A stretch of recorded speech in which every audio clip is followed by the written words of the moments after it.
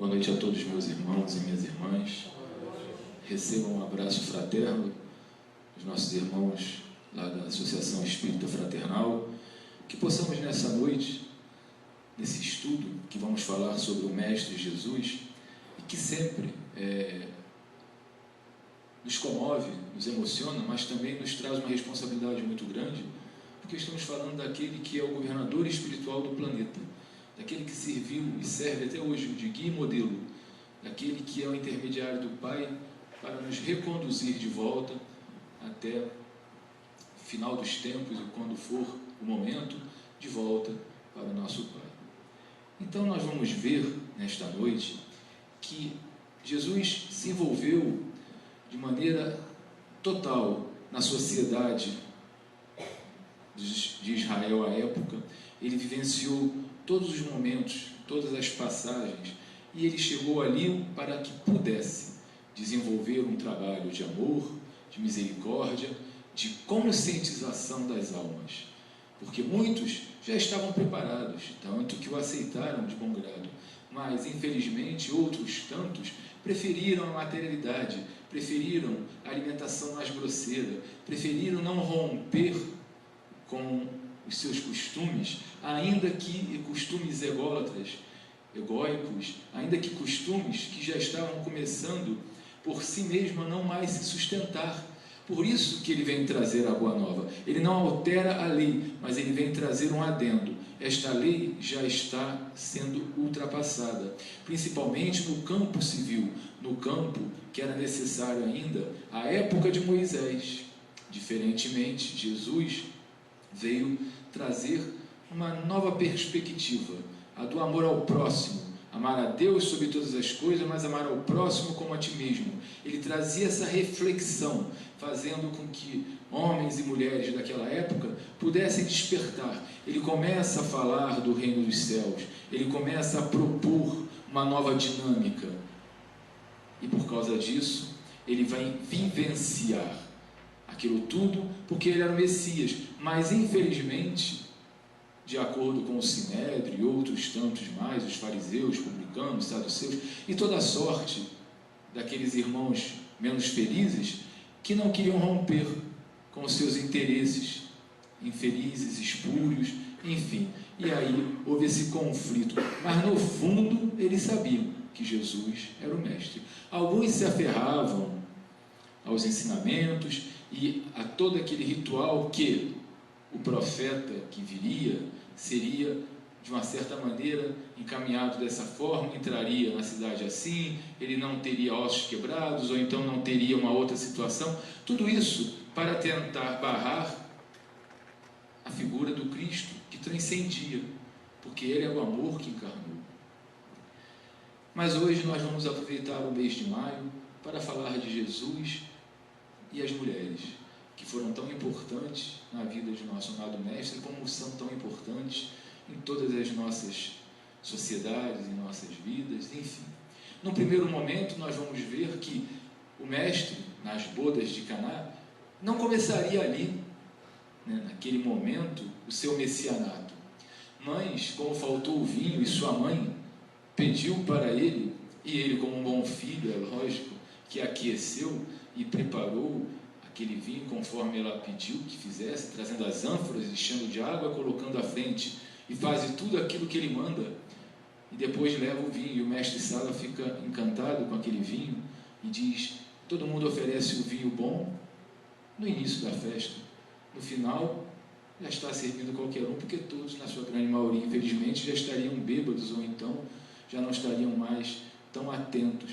Mas ali, em tudo o que o mestre fez, tinha uma mensagem, tinha uma colocação, e ali a mensagem qual era? Dizendo que esse vinho novo era a Boa Nova, era um novo momento que se oferecia aos homens e às mulheres para a oportunidade de crescimento.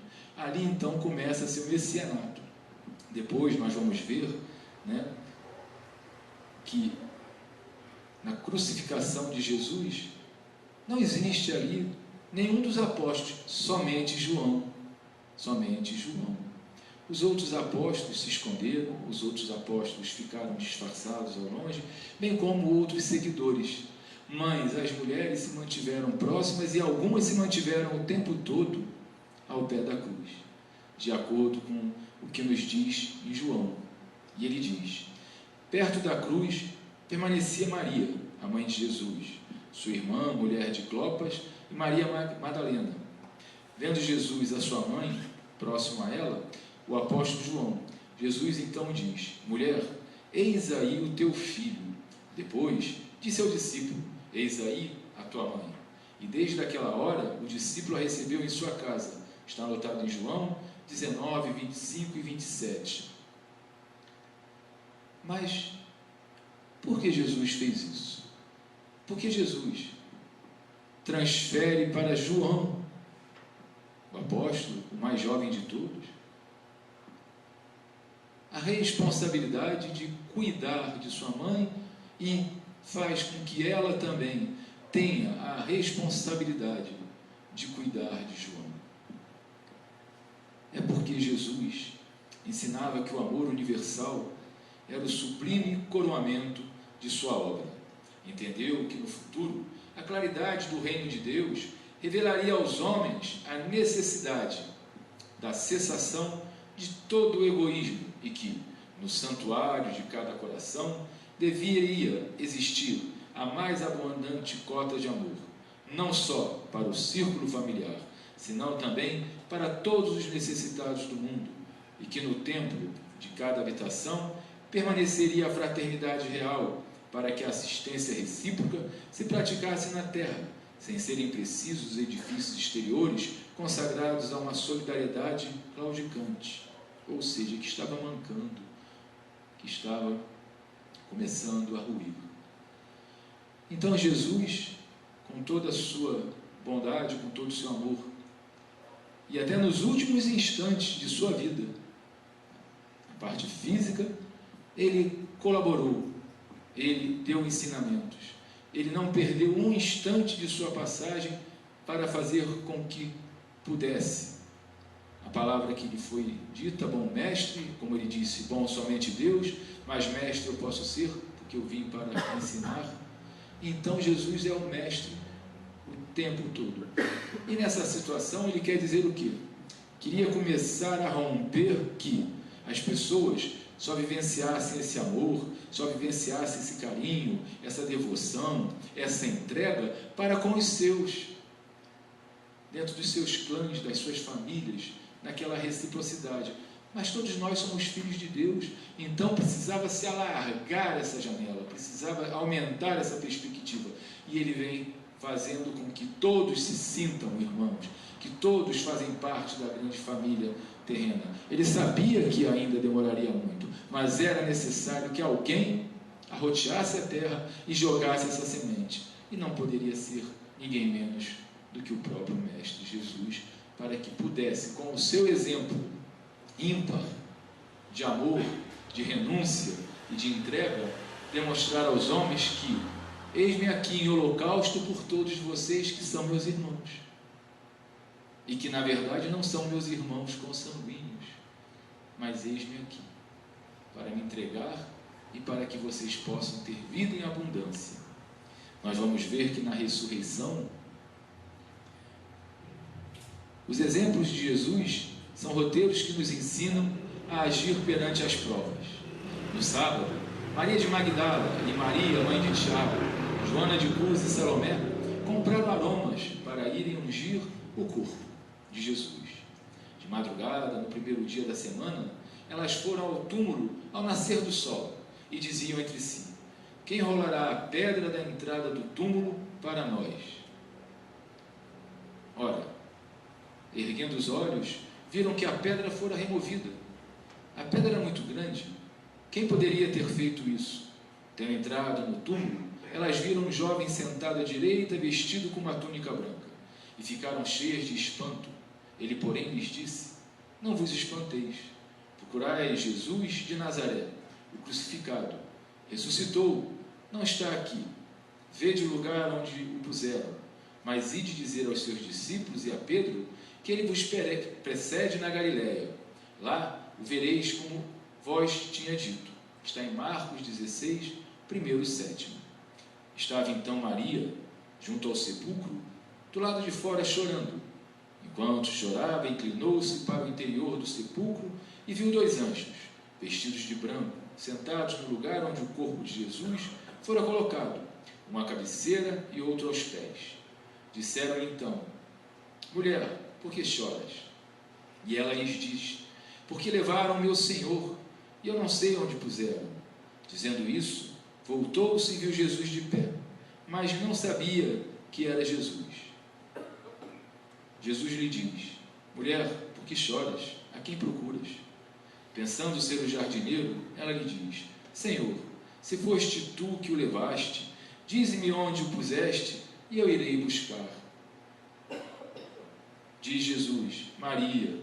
Voltando-se, ela lhe diz em hebraico: Rabone, que quer dizer mestre. E Jesus lhe diz: Não me toques, porque ainda não fui e não subi ao meu Pai. Porém, vai aos meus irmãos e dize-lhes: Subo ao meu Pai e vosso Pai, a meu Deus, o vosso Deus. Maria de Magdala, já Maria Madalena, foi anunciar aos discípulos o Senhor que tinha visto o Senhor e as coisas que ele lhes disse. Está em João 20, 11, 18. E nós vamos perceber que, mais uma vez, as mulheres estão participando ativamente da vida do Cristo. Quando foram na crucificação e estavam ali diante dele de maneira fiel, solidária, sem temer o que poderia acontecer para com elas, até mesmo mais por conta do povo hebreu e não dos romanos, que ali estavam sem tomar muita parte da situação, apenas para controlar caso houvesse algum problema. Depois vamos ver que na ressurreição vão as mulheres para tentar fazer o ritual de unção, e ele aparece para Maria de Magdala, para Maria Madalena, que depois, mais à frente, vamos ver que também se torna um baluarte, um esteio do cristianismo primitivo, naquele momento. Então, nós vamos percebendo a grandiosidade das mulheres na vida do Cristo. Outra passagem muito interessante, a mulher hemorroíça, que está em Marcos 5, 25 e 30, ela vivia há mais de 13 anos, com um problema de sangramento ininterrupto, já tinha gastado todos os seus haveres, já tinha ido a todos os médicos, já tinha tentado todas as soluções e nada dava certo para ela, até que ela ficou sabendo que Jesus passaria por aquela localidade, junto com seus apóstolos. E então, aproveitando que todos estavam em volta, caminhando com o Cristo, ela, com a sua fé, ela vai lá e toca na barra da túnica do Cristo. Jesus diz para Pedro: alguém me tocou. E Pedro, como sempre, muito parecido conosco, diz: Senhor, é lógico que lhe tocaram, o Senhor está no meio da multidão, estão esbarrando em nós a todo tempo. E ele olha para Pedro, e diz: Pedro, eu digo isso porque de mim saiu uma virtude. E aí Pedro silencia e todos ficam olhando, e a mulher que estava próxima, percebendo que seria descoberta, tremendo, se joga aos chãos e diz: Senhor, fui eu que toquei. E naquele momento tem aquele diálogo tão bonito que todos nós conhecemos, e ele diz: levanta, filha, vá, a tua fé te curou. E ela se vai e segue sua caminhada.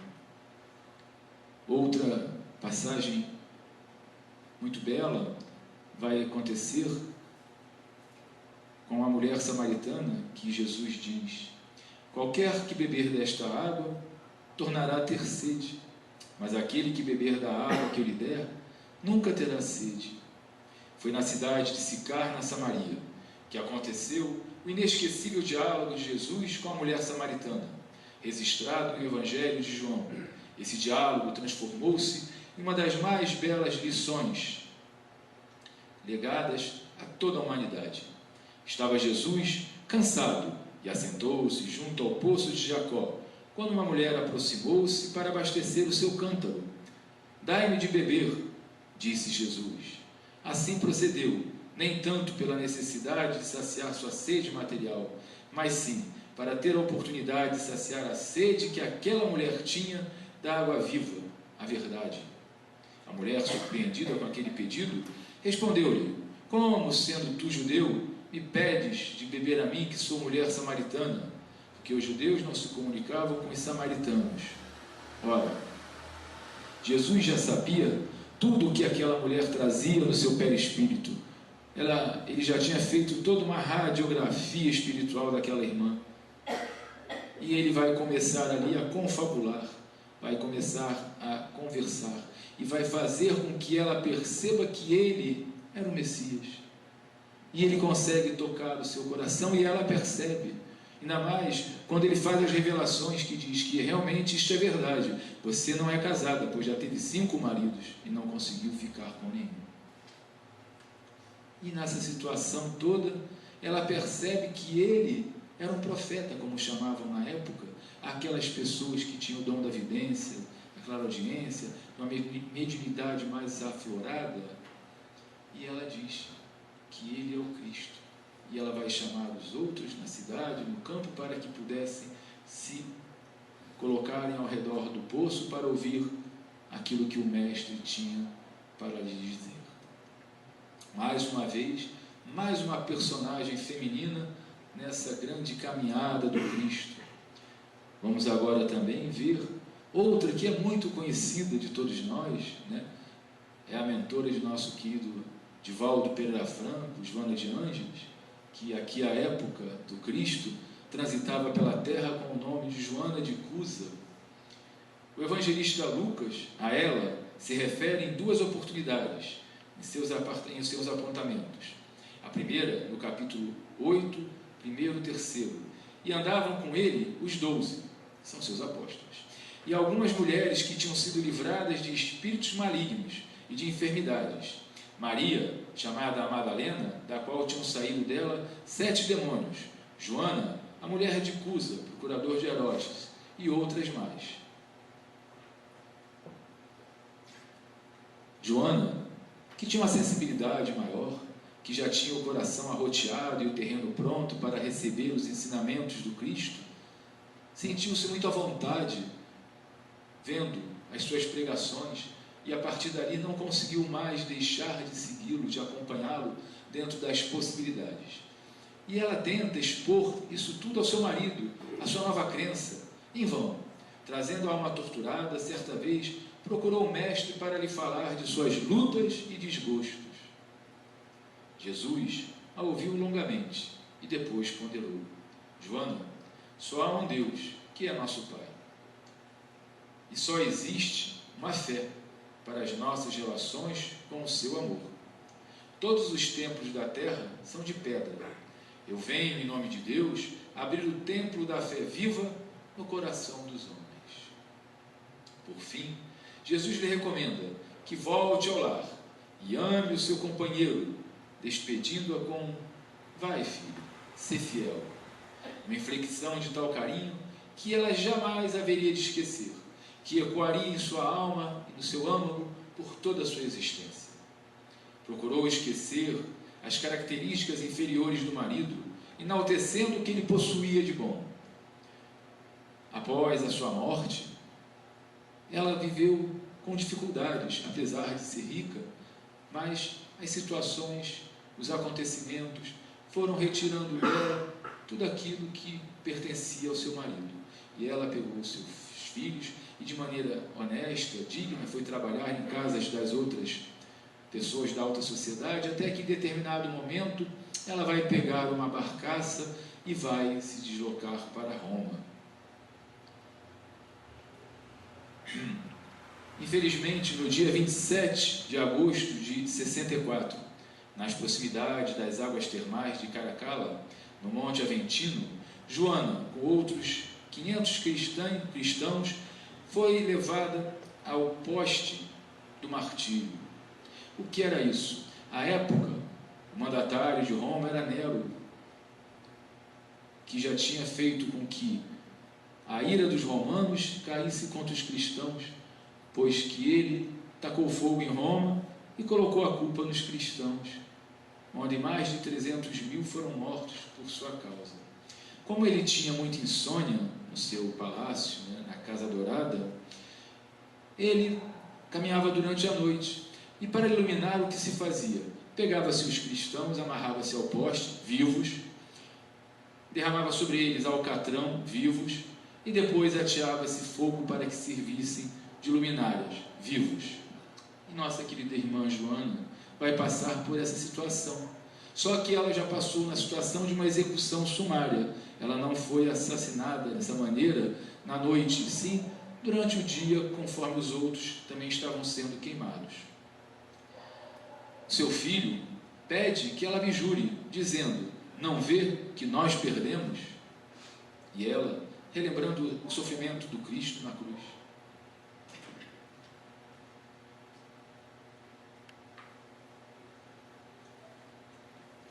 relembrando a dor de Maria, mãe de Jesus, nos pés da cruz, e todo o sofrimento do Mestre, disse para o seu filho que ele deveria se calar, conclamando fidelidade a Deus. Um dos verdugos que vem acender a tocha para incendiá-la diz de maneira irônica: o teu Deus só te ensinou a sofrer? E ela responde com todo o seu amor: não, ele me ensinou também a te amar. E ele, espantado, termina de atear fogo no seu corpo e do seu filho. Ao final, naquele momento que estava fazendo a sua transição, ela sentiu uma mão suave a lhe tocar o ombro. Escutou a voz inconfundível do divino pastor: Joana, tem bom ânimo, eu estou aqui. E a partir dali, Joana passou a trabalhar sempre nas hostes do Cristo, demonstrando todo o seu amor, e já reencarnando em outras épocas, inclusive na última delas, aqui no Brasil, na Bahia, com também o nome de Joana, onde ela vai vivenciar naquela loucura, daquela revolução, daquela luta pela independência, mas de forma corajosa, intimorata. Ela defende as outras noviças, mas ela, infelizmente, acaba perdendo a sua vida física. Mais uma vez, servindo ao Cristo, servindo ao próximo, servindo ao amor incondicional pela criatura humana. Mas, fazendo várias pesquisas, nós fomos buscar outras mulheres que participaram da vida do Cristo de forma também bem grandiosa, onde também elas tiveram esse encontro. Também não vamos esquecer de Maria de Madalena, Maria de Magdala, e tudo aquilo que ela vivenciou, antes de darmos aqui a entrada na mulher equivocada, porque esta é outra equivocada. Maria de Magdala, com toda a sua beleza, com toda a sua pujança, com todo o seu dinheiro, depois que teve um encontro com Cristo, depois de ouvi-lo, foi ter com ele na casa de Pedro e conversou longamente, e saiu dali renovada, e saiu dali disposta à mudança, e realmente ela fez a sua mudança interior, ajudou a todos que pôde, até terminar os seus dias indo trabalhar e se doar no Vale dos Leprosos, onde infelizmente ela percebe manchas violáceas na sua pele, e ela constata também que pegou a lepra. Mas aquilo não a abate, muito pelo contrário, causa uma grande alegria no seu interior, porque ela está se libertando totalmente de todos os vínculos materiais, de todos os liames, de todos os anéis que aprendiam naquela situação carnal do passado infeliz, e que agora ela vivenciava, se despojando através do amor, da doação, da entrega para aqueles irmãos. Em determinado momento também chega a sua hora, e ela é recebida pelo nosso querido Mestre Jesus. A mulher equivocada. Seu nome não é citado nos evangelhos, nem as tradições apostólicas o registraram de alguma forma que alcançasse os nossos dias. O evangelista João é o único a narrar o seu encontro com Jesus no capítulo 8 do seu evangelho, nos versículos 2 a 11.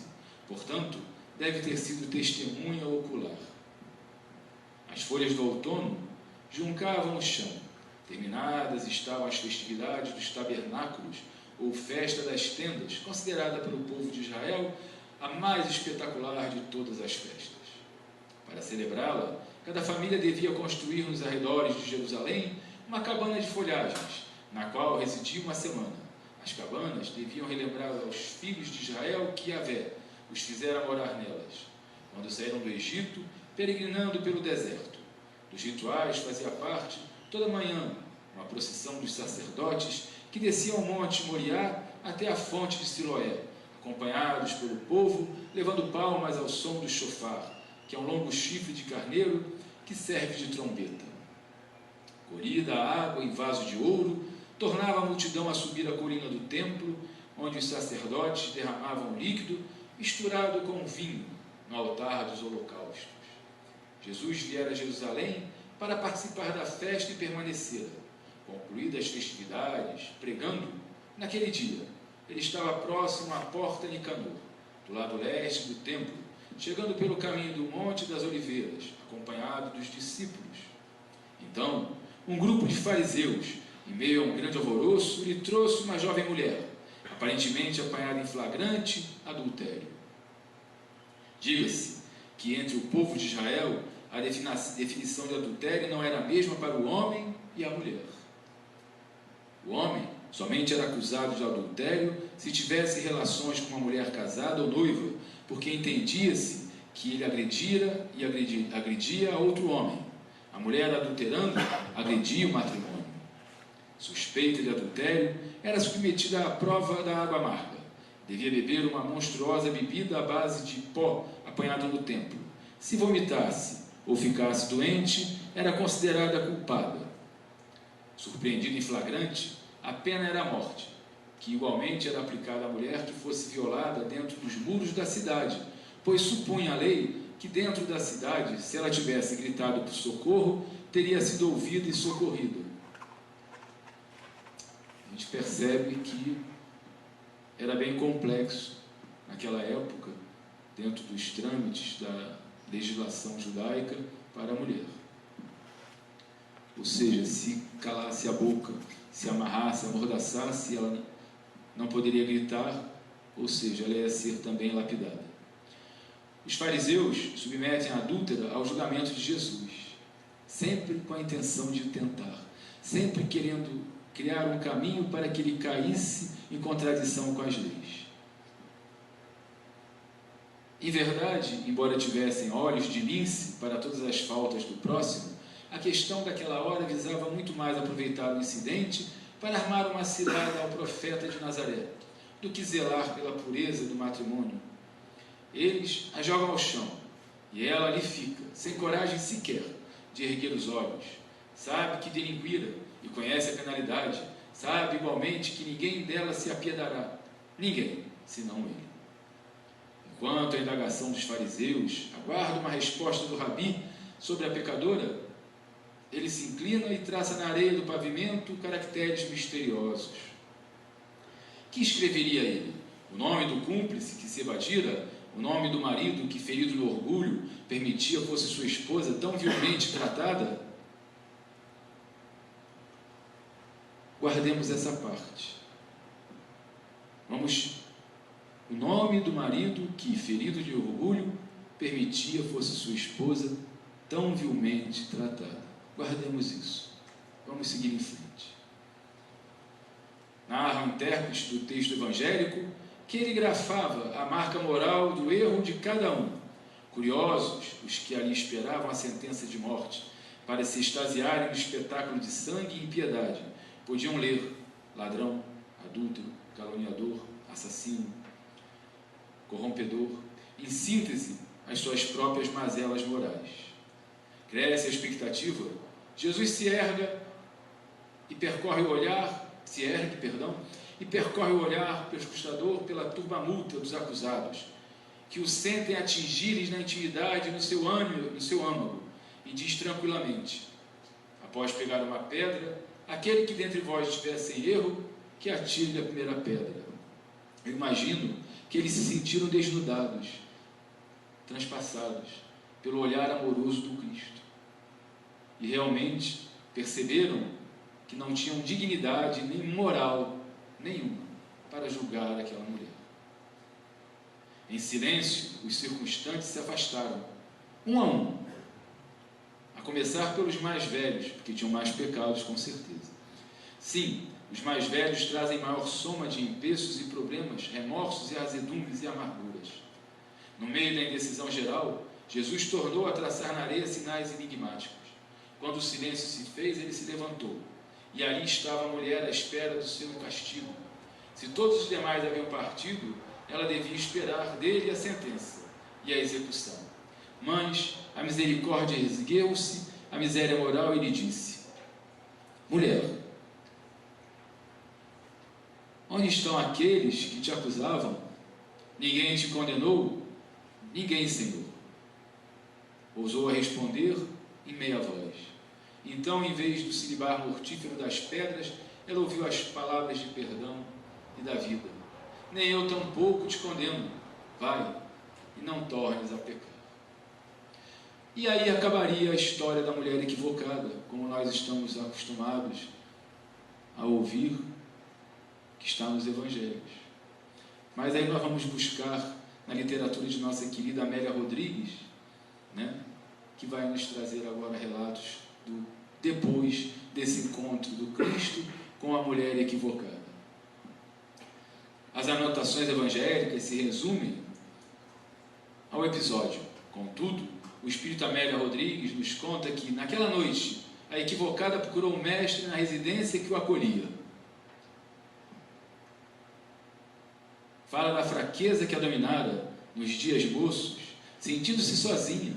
O esposo, poucos dias após o matrimônio, retomara as noitadas alegres e despreocupadas junto aos amigos. Ela se sentira carente e cedera ao cerco do sedutor, que a brindava com atenção e pequenos mimos. Nada que a desculpasse, ela reconhecia. E agora, consumada a tragédia, para onde iria? O esposo não a receberia após o espetáculo público. Também não poderia contar com a proteção paterna, porque fora levada à execração pública, não simplesmente recebendo uma carta de repúdio, o que poderia servir até como indenização a seu pai, pois o marido que assim procedesse deveria devolver uma parte do dote da noiva ao sogro. Não havia lugar para ela em Jerusalém. Que seria dela? Só e desprotegida. O mestre acena com o horizonte de renovação, discorrendo sobre a memória do povo que é duradoura para com as faltas alheias.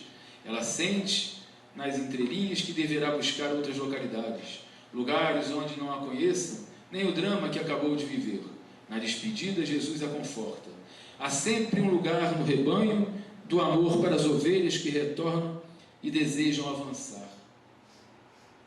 Onde quer que vais, eu estarei contigo e à luz da verdade. No archote do bem brilhará à frente, clareando o teu caminho. 10 anos passados e ei-la em Tiro, em casa humilde, onde recebe peregrinos que estão cansados, abatidos, enfermos, sem ninguém. Um pouso de amor ela erguer ali. Não esquecerá jamais daquele entardecer e entrevista noturna. Tornara-se uma divulgadora da Boa Nova. De seus lábios brotavam espontâneas as referências do doce Rabi, alentando as almas enquanto limpava as chagas dos corpos doentes. Foi um cair de tarde que lhe trouxeram um homem quase morto. Ela lhe lavou e pensou as chagas.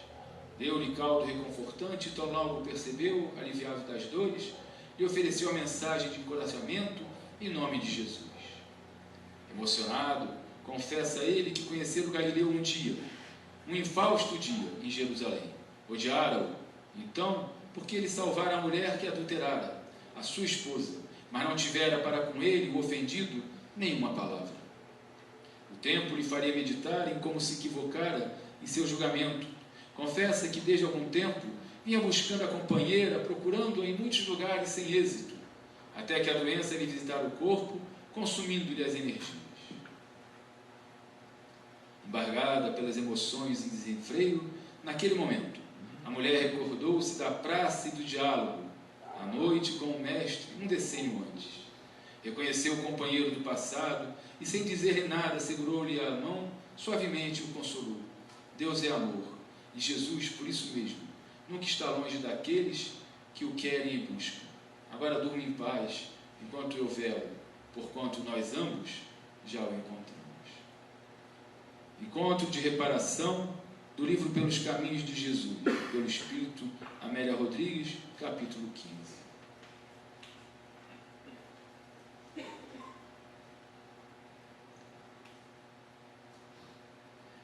No livro Há Flores no Caminho, no capítulo 4, Jesus e a Paciência, nas páginas 25 a 27. É um excelente livro, uma dica de leitura para aqueles que quiserem se aprofundar. Amélia Rodrigues é uma escritora que nos traz tudo aquilo que aconteceu nas narrativas dos apóstolos e tudo aquilo que Jesus vivenciou, trazendo para o nosso entendimento o que aconteceu dentro de muitos fatos que terminaram ali nas escrituras evangélicas. As criaturas atendidas, que haviam encontrado diretriz, trouxeram novos candidatos ao amigo divino, que não cessava de os socorrer. Após a estafante jornada das horas passadas, o rabi afastou-se para uma parte solitária da praia e mergulhou em profundo cismar. O silêncio, que se fazia interrompido pelas onomatopeias da natureza, tornara-se moldura viva, na qual a figura do mestre se destacava, irradiando diamantina claridade. Sem que fosse percebida, uma mulher acercou-se de Jesus, e após fazer-se notar por ele, desculpou-se da imprudência de perturbá-lo. Sem mais delongas, o interrogou: sei que tu vens de Deus e posso perceber-te a grandeza que me fascina e emociona. Tenho sede de amor e me encontro corroído pela vermina da animalidade. Tenho amado e não logrei a honra de fruir o amor. A vida, desde há muitos anos, em que fui dilapidada nos meus sentimentos de mulher, nega-me o que venho procurando, a paz que parece fugir de mim, onde quer que eu me encontre.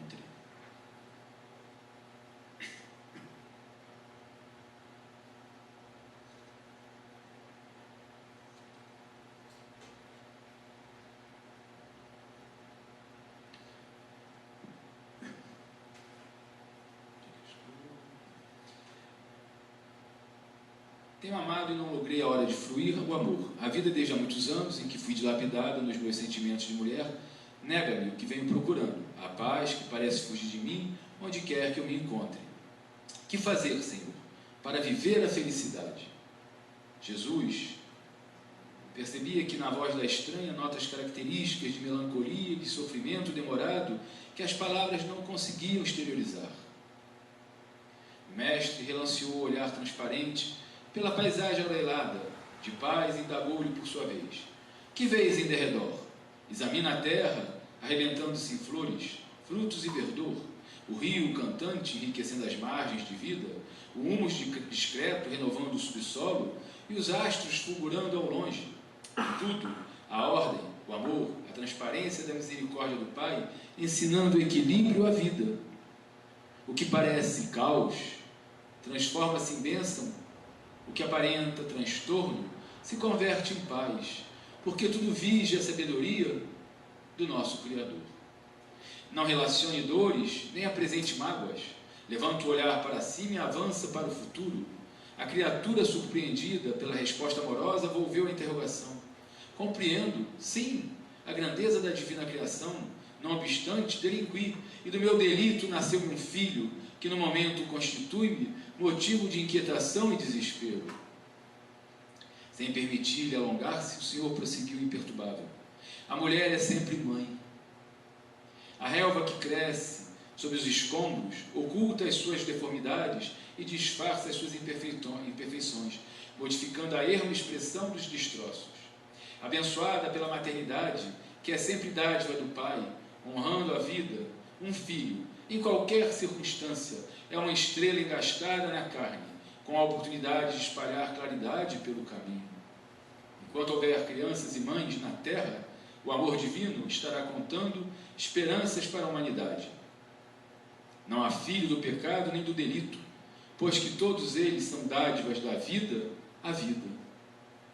Esquece as circunstâncias da chegada do querubim que te bate à porta do sentimento, e levanta-te com ele avançando no rumo do infinito dos astros. Uma imensa serenidade vestia a natureza.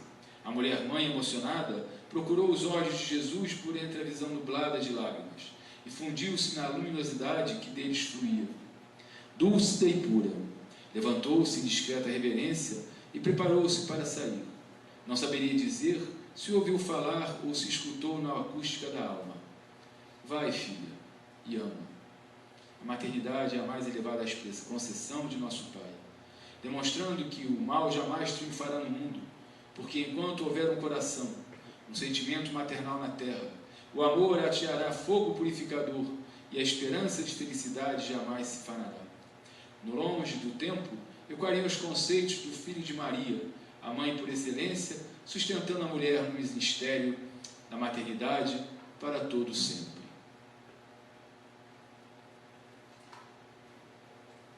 Podemos perceber que em diversas passagens Jesus fez um contato onde conseguiu penetrar no âmago da alma daquelas irmãs, daquelas criaturas, daquelas mães, daquelas mulheres sofredoras, fosse um sofrimento moral, fosse um sofrimento físico, fosse por questões espirituais de obsessão grave ou não.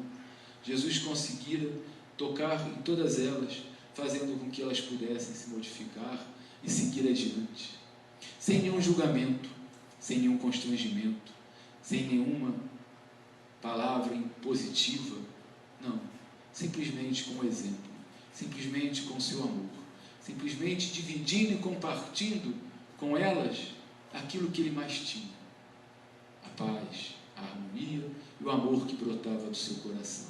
Fez também isso para com os homens, fez também isso para com a sociedade.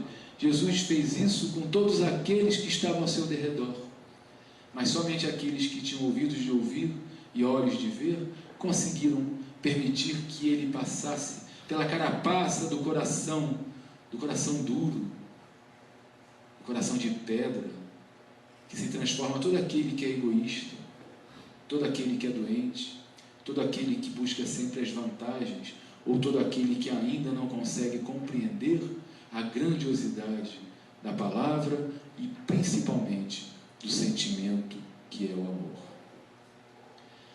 Não podíamos também falar nas mulheres, nas mães, e esquecer de nosso saudoso e querido médium Francisco Cândido Xavier, né?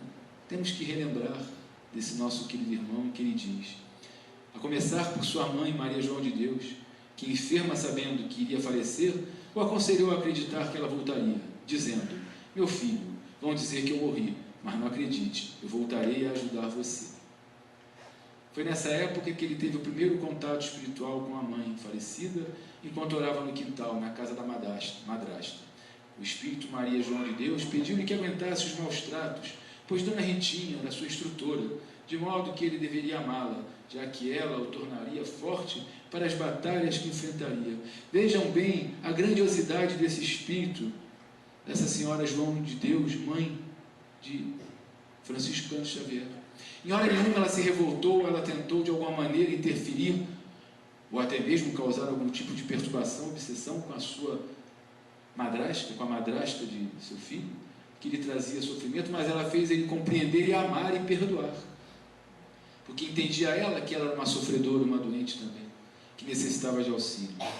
Nós não podemos, jamais esquecer aqueles que viram o filme do Francisco Cândido Xavier, ou que já leram em alguma reportagem que foi feita à época, ou ouviram alguma palestra pela internet, quando o nosso querido irmão é levado pelo seu pai a um prostíbulo, para que lá ele pudesse ter a sua primeira vez, como era muito habitual, infelizmente, no passado. E lá chegando, Chico, o que fez?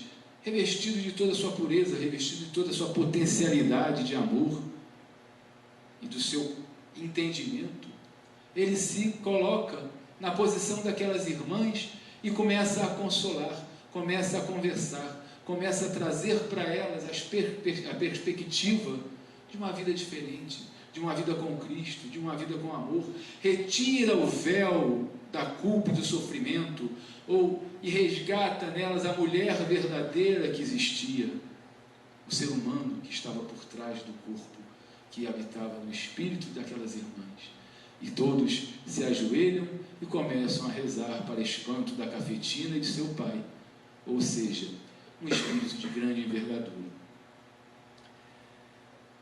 E agora, nós vamos então, para finalizar, ainda tem tempo? Vamos ler duas poesias que são muito interessantes. Em louvor das mães.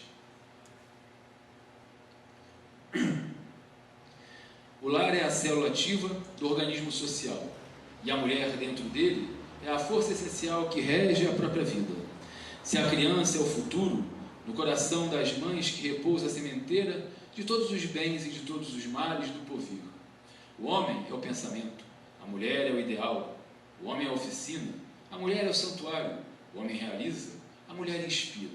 Compreender a gloriosa missão da alma feminina no seu erguimento na terra é apostolado fundamental do cristianismo renascente e nossa doutrina consoladora.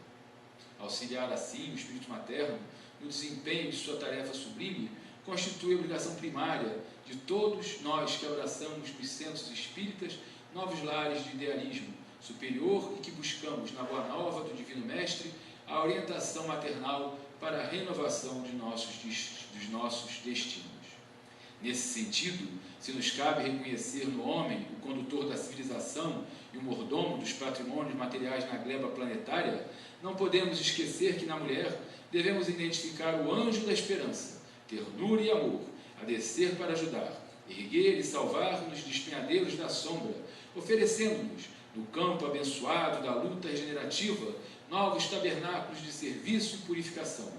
Glorifiquemos desse modo o ministério santificante da maternidade na terra, recordando que o Todo Misericordioso, quando se designou enviar ao mundo o seu mais sublime legado para o aperfeiçoamento e elevação dos homens, chamou um coração de mulher, e Maria, através das suas mãos devotadas à humanidade e ao bem, à renunciação e ao sacrifício, materializou-se para nós o coração divino de nosso Senhor Jesus Cristo, a luz de todos os séculos e o alvo de redenção da humanidade inteira. Emmanuel. Cartas do Coração por Espíritos Diversos. Número 29 foi essa passagem de Emmanuel. E para encerrarmos a noite de Meimei, nós vamos fazer a oração à mulher do livro A Luz da Oração. Médium Francisco Cândido Xavier, Espírito Meimei. Missionária da vida, ampara o homem para que o homem te ampare. Não te compulses no prazer, nem te mergulhes no vício. A felicidade na terra depende de ti, como o fruto depende da água. Mãe, seu anjo do lar. Esposa, auxilia sempre. Companheira, acende o lume da esperança. Irmã, sacrifica-te e ajuda. Mestra, orienta o caminho. Enfermeira, compadece-te. Fonte sublime, se as feras do mal te poluírem as águas, imita a corrente cristalina, que no serviço infatigável a todos, expulsa do próprio seio a lama que lhe atiraram. Por mais te aflige a dificuldade, não te confies à tristeza ou ao desânimo.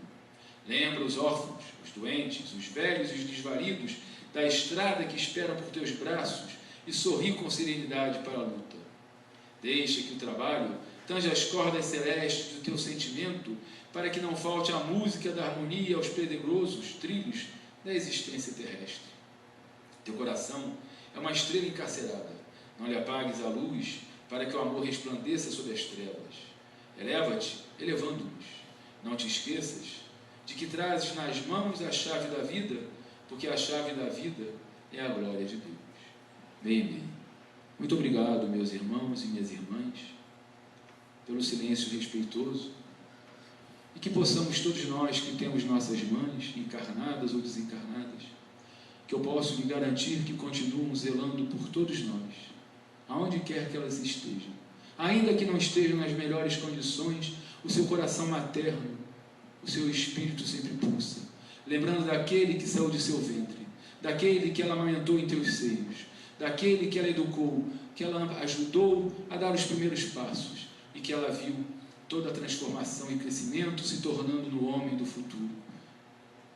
Que possamos, no próximo domingo, lembrarmos dela, sempre, com uma oração sentida, com uma lembrança de carinho e de amor, mesmo para aquelas mães que talvez não tenham se colocado da melhor maneira possível, que possamos também perdoá-las, porque também sabemos que elas são seres humanos e que necessitam, e que, como nós acreditamos na doutrina dos espíritos, nas reencarnações, sabemos que em outro momento teremos novamente a alegria e o prazer de lidar com essas queridas e amorosas irmãs que vão se tornar as verdadeiras mães, acalentando nossos corações sofridos por vários motivos.